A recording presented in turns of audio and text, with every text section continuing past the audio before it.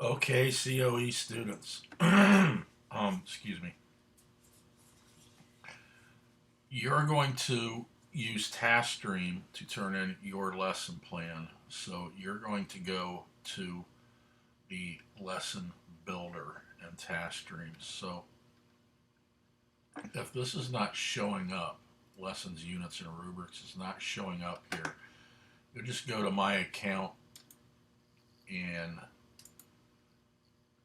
make sure that subscription preferences, that the teaching productivity tool pack is enabled.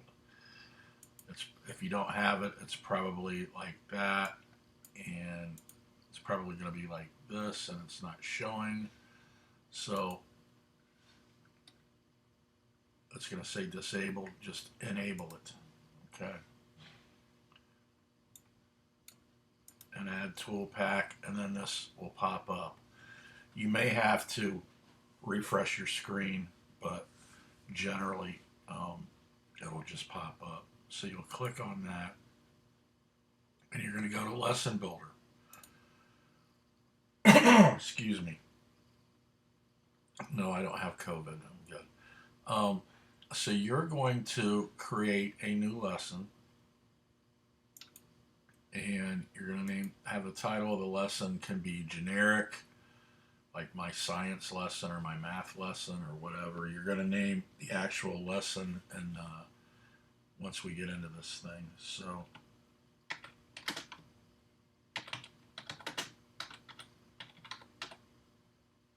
you're going to select the format, the Florida A&M lesson plan, and you're going to hit create. So you should have this, and you're going to have all this stuff here, which seems like a lot, but 80% of this you've got done. So it's not going to be that big a deal. So you're just going to start from the top and go on down. Click on course number. It's going to be EME 2040 dash whatever you're in. I'll say 01. I'm going to hit save. And you're going to, the course title is Introduction to Educational Technology.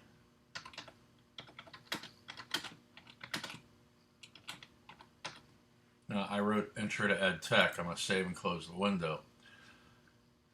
It should be Introduction to Educational Technology. So if for any reason you want to change things, just click on it again and you can fix it.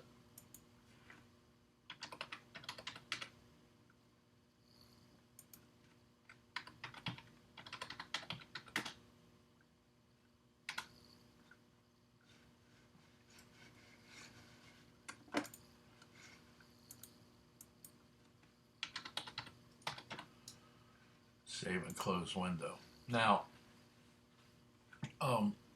if for any reason you get kicked out of here, when you come back, every time you hit that save, it's saved. So you can keep coming back. You can do some. You got a little while to do this. So, but I would not let it go. But when you get stuff filled out and something happens, you know the internet goes out or whatever, it's going to be there. Once you hit that save and close window, it's there. Okay. Grade level, that's going to be up to you. So I'm going to do fourth grade geometric shapes. But, if you're doing high school, you can do 9, 10 through 12. In middle school, you can do 6 through 8. You can do multiples. Okay. Title of the lesson. So this is where you're going to put your QT title in. I'm going to do geometric shapes. So I'm going to name mine The Shape of Things. Okay. All right. So here's where we get into stuff you've already have done. So goals, all this, the standards, objectives, list of use of materials and equipment. You've already got all this stuff done. So you're just going to put in all this stuff. So with the goals, you did the intro to the lesson thing where you have write a good goal and objective. So You're going to put your goal in here, and then you're going to put your objectives down in the other part of it. So it's just really a matter of copying and pasting. Um,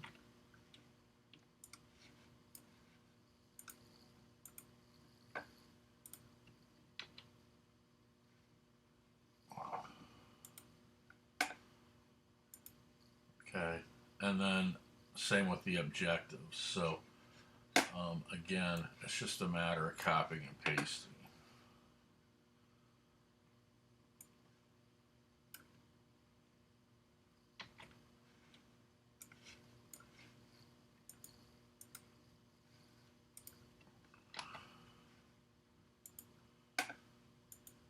Okay, so you've got those two done. With this, you did the standards. Um, for example, you wrote all this stuff out, um, but you can go back in and do all this stuff yourself by just clicking on Next Generation Sunshine State Standards. You can certainly just type that stuff in there. Um, but you can also get it all done just by clicking on here and going to View State Standards, and then clicking on the state of Florida here or down here, it doesn't matter.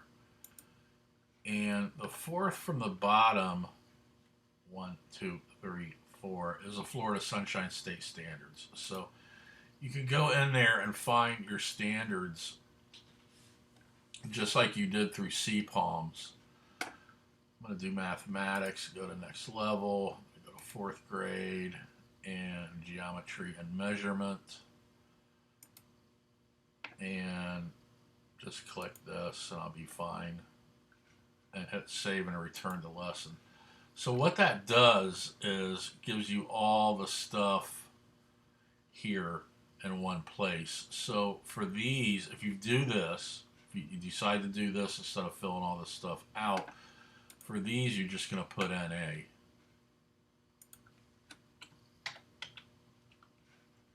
Because it's not applicable, because you've already got it done.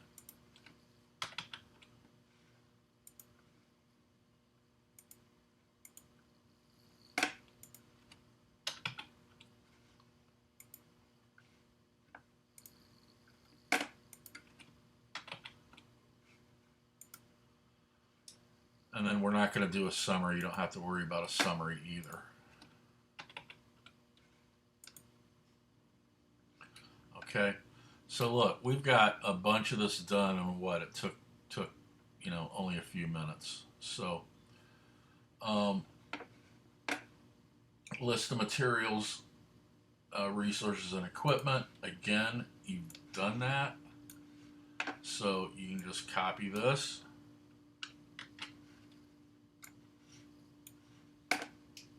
and put it in there.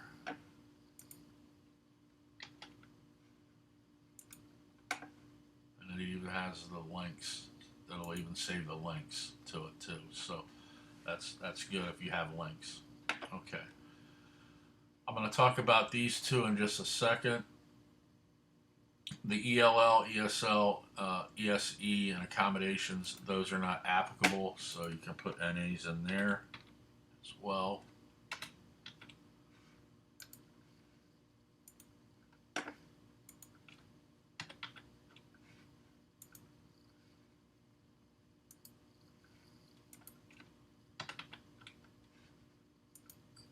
Okay.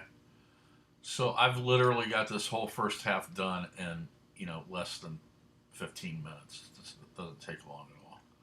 The rest of the stuff we'll look at in a second. So preventative techniques and interventive techniques. Okay. We'll talk about this briefly.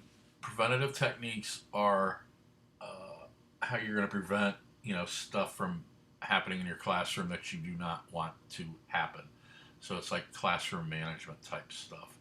Interventive techniques are what are you going to do if it goes off the rails, the class starts getting out of hand. So we look at that stuff very carefully, and it's something that you'll be totally immersed in once you start becoming a teacher. But if you go to your Blackboard, click on here, you're going to see lesson plan resources. Okay, so you're going to click on that, and you're going to see preventative techniques and interventive techniques. So you're going to just open this up. You're going to read this, and there's a lot of stuff on here that can help you. So all you've got to do is copy and paste one of these or all of them. It doesn't matter, as many as you want, into the preventative techniques. So click on here, go back to TaskStream, and there it is. So, but I expect you to read that all. Okay. Interventive techniques, the same thing. So, interventive techniques, what are you going to do if stuff goes off the rails? This is a little bit more in depth, but it's really classroom management, and it's really got some good stuff in here that's just like, if stuff starts going wrong, you've got to treat it as like, you're a first responder. So if you go to the emergency room, the goal of the staff is to not make you better unless the treatment is minor. It's simply they want you to stop getting worse. They do not cure, they stabilize. So that's what you've got to do when stuff starts going wrong. You stabilize. Once you're stable, you're directed to outpatient care or regular hospitalization. So this really holds true with classroom as well. We often try to solve an unstable situation, and then it just escalates. So any intervention may not work. So we have to stabilize it, and then we deal with it at another time. So there's all kinds of stuff here. There's do's and don'ts, things that you should do, things to avoid. There's a lot of examples here that you should read. So for this one, you can just copy and paste all this and put it in there.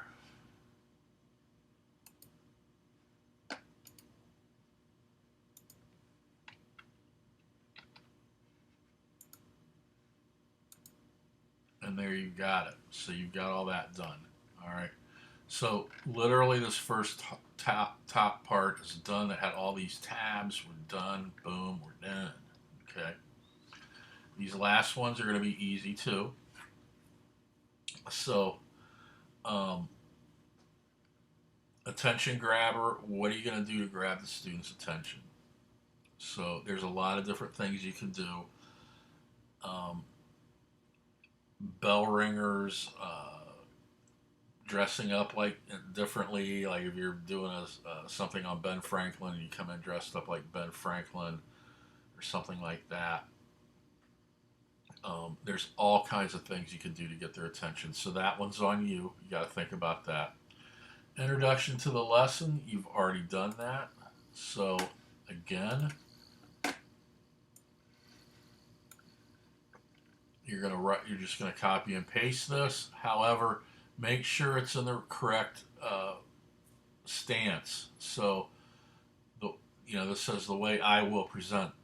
No, it's got to be formal. So the students will be presented the concepts and skills. I mean, this person would have to rewrite this. So I should not see any I will, or I will have my students do this, or any I at all. Should be students will begin, by doing whatever. Okay. For some reason, this top part is right, this bottom part is not. So make sure you do it like the top part. I will be looking at this, and if it's got the I will stuff in it, I'll take points off. So again, but you can just copy and paste this right in there.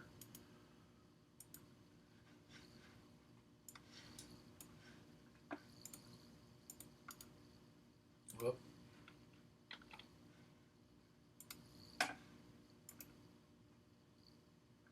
and you're done with that. Okay, so you do your attention grabber, intro to the lesson.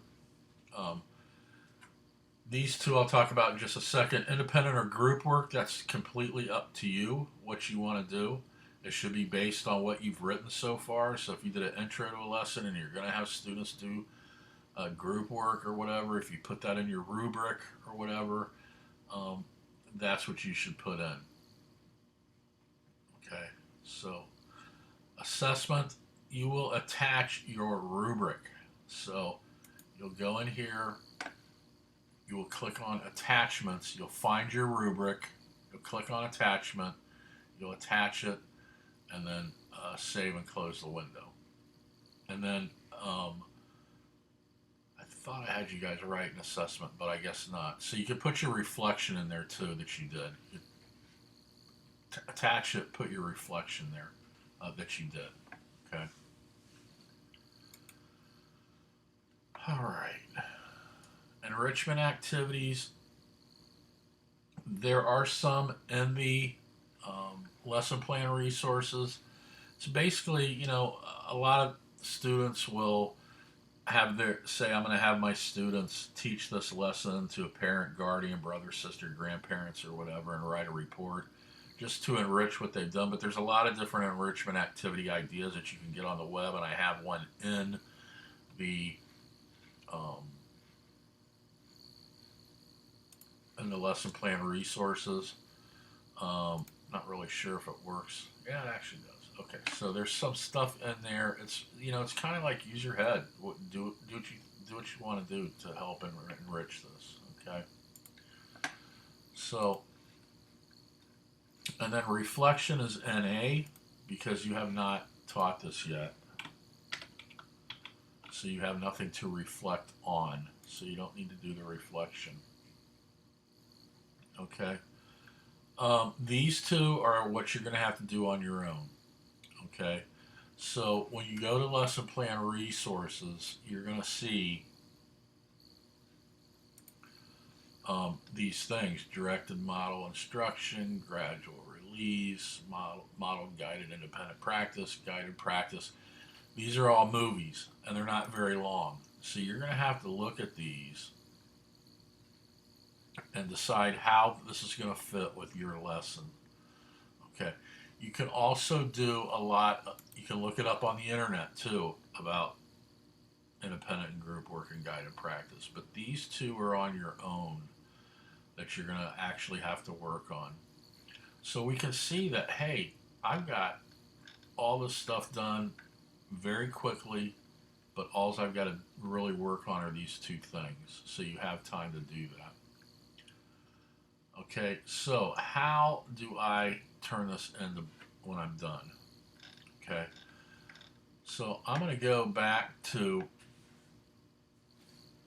I can do a lot of different things. If I think if I hit publish,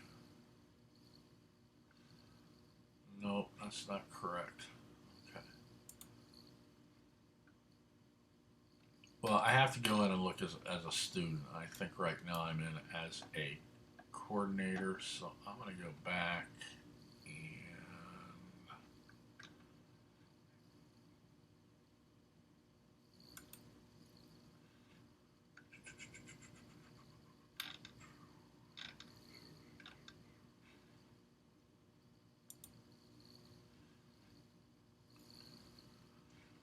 all right, I'm going to have to do another quick video of this because I don't want to waste time looking for this. I want to get you started on this. I'll have another video on how to actually turn it in. Okay, so but it's very, very simple. You'll see as a student. I'll show you how to do it. So get this done. There'll be another video done. Make sure you look at the dates that I have for you to turn this in. I'm not going to announce a date here because I'll probably use this video over and over again. So make sure you look at the dates. Make sure you look at everything that's associated with COE students regarding this lesson plan. Okay, that's it.